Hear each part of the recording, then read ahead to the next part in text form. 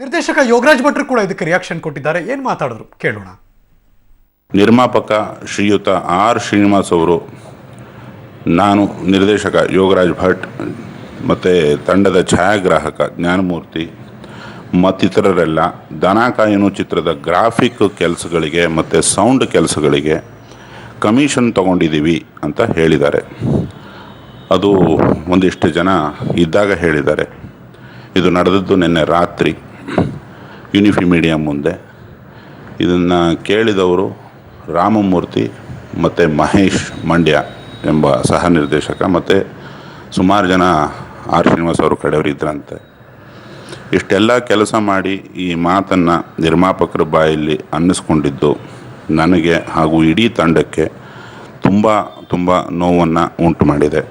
ಅವರು ಹಾಗೆಲ್ಲ ಬೇಡದ ಮಾತು, ಲೂಸ್ ಟಾಕ್ಸು ಮಾತಾಡಬಾರ್ದಿತ್ತು ಅನ್ನೋದು ನನ್ನ ಒಂದು ನೋವಿನ ಅಭಿಪ್ರಾಯ. ನನ್ನ ಮುಖಕ್ಕಾಗಲಿ ಕ್ಯಾಮ್ರಾಮನ್ ಮುಖಕ್ಕಾಗಲಿ ಕಮಿಷನ್ ತಗೊಳ್ಳೋ ಕಿಂಚಿತ್ ಲಕ್ಷಣಗಳು ಇಲ್ಲ.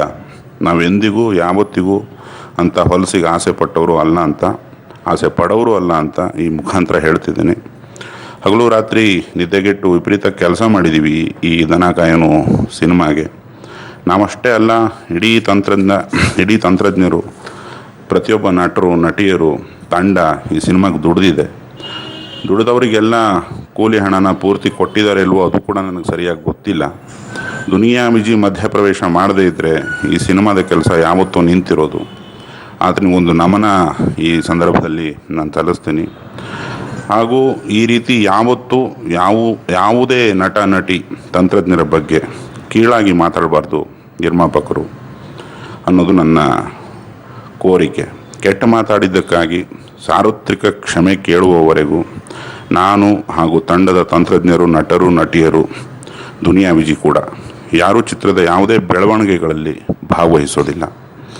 ರಿಲೀಸು ಮುಂದೆ ಹೋದರೂ ಪರವಾಗಿಲ್ಲ, ಕೆಲಸಗಾರರದ್ದು, ನಟ ನಟಿಯರದ್ದು ಮರ್ಯಾದೆ ಉಳಿಬೇಕು.